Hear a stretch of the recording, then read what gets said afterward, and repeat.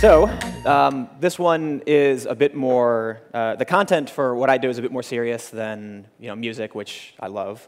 But I do news. I do journalism. I go to some of the most dangerous places in the world. I think he mentioned Venezuela, Brazil, Turkey. I've been all over. But I want to tell you a bit about how I got started. I want to tell you my story and the non-traditional way that I started doing all of this. So I've grown up with the internet. I grew up with a computer. I've always had the internet. I guess people my age were always sharing. We've always been sharing. I have a very non-traditional upbringing. I didn't go to school.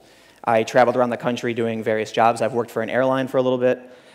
One day, I heard that a large group of people had come to New York City and were protesting what they believed to be inequality in wealth. So it sounded exciting. I wanted to be there. I wanted to share like I had always done. And I don't have a lot of resources. I was hanging out in Virginia, so I took a $20 bus ticket up to New York and hung out. I went and slept in the park. I wanted to learn what people were doing. I wanted to learn what people were talking about. And the only means I had of sharing what I was seeing was my phone. So just this, and it was almost impossible to charge. One of the big challenges with trying to film what was going on when you're in a conflict, when you have police who are actively arresting people, when you have protesters who are challenging and pushing these boundaries, is that we were hearing that police were taking phones away from people, they were taking memory cards away from people, and they were deleting content. I tried to figure out what's the best way I can store my content and keep it safe. I don't have a lot of memory on my smartphone, so I started doing live streaming. I started using the Ustream app, and I just carried my phone around, just walking around like this, talking about what I was seeing. To me, I had no idea what I was doing. I just thought, hey, I guess my friends, the couple hundred people on Facebook who are friends with me are going to see this, and the few hundred people on Twitter will see this, but it ended up exploding. Within a week, 2,000 people were watching. A week later, 35,000. A few days after that, I'm told hundreds of millions. Once it got the attention of the media, the companies that existed around the world, they wanted to know what was happening. And it was really about the urgency and the immediacy. There are companies with lots of resources, with big trucks, and they're able to come down and film what's happening, but they're not able to compete with someone who's already there, who's been there, and who has a direct feed, a live stream. So I want to show you guys a quick video of what this looks like, and it's going to get a little noisy.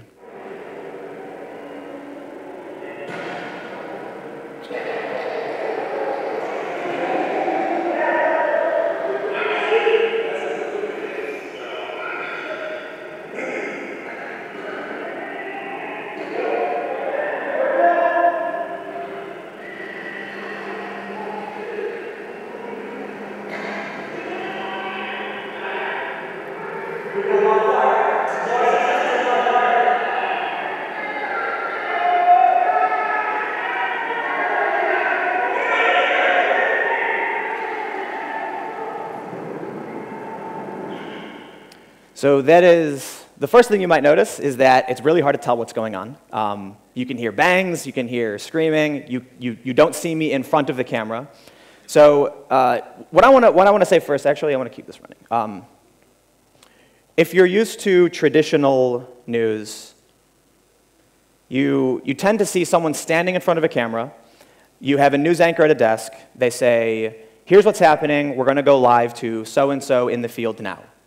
They cut to the reporter who's standing there. They give you a quick recap of what's happening. You listen to this person. They're an authority. They're telling you, as the expert, this is what's happening. But what happens when they're wrong?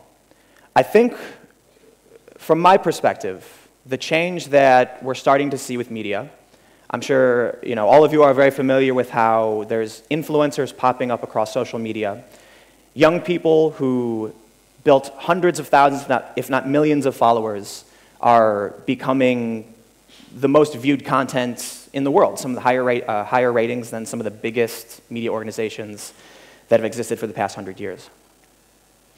But when I'm consistently asked, why is everybody watching this? Why do I have hundreds of thousands of viewers who are tuning into something that is dramatically lower in quality, shaky cell phone footage, and I think there's a few important things. One, I'm not an authority. I can tell you I've had a lot of experiences around the world. I've learned a lot of really amazing things and met a lot of really amazing people, and I have perspective. But when I go down somewhere and I report, I'm a conduit. I'm a conduit for the audience. There is, in these mobile apps, in the technology that's coming out, the internet is really about two channels, two-way communication, not just broadcast. The users, the audience, they're able to tune in, but they're also able to talk to me live in real time. When I'm reporting, I don't say, this is what's happening here, this is the context. I say, here's what I'm seeing. I'm just like you, I just happen to be here. But the audience is also able to then talk to me and say, can you go here, can you check this out, can you ask these people these questions? Some people have referred to it as the first-person video game of journalism. I think that's pretty cool. But really, I think what it is, you have people on the ground. Most people have cell phones. They're able to do live broadcasts, and they do. And they share on Twitter, and they post photos, and they post videos. And the immediacy is there. The bigger news agencies with their traditional methods are it's much more difficult for them to get in when you have someone, say myself, who goes in with a cell phone. So from here, I think there's a few interesting things. A lot of people, like I said before, are becoming influencers across social media. You may notice the Vice News logo in the top right of this video. So when I first started doing this, I did it entirely on my own, self-funded, very limited resources. I took a cell phone, and I went out and filmed. But it didn't take long for large media companies to take notice that this is cheaper, more efficient, faster, and it has a wide audience. The first company that I really felt like they understood the opportunity was Vice, and I worked with them for about a year and a half.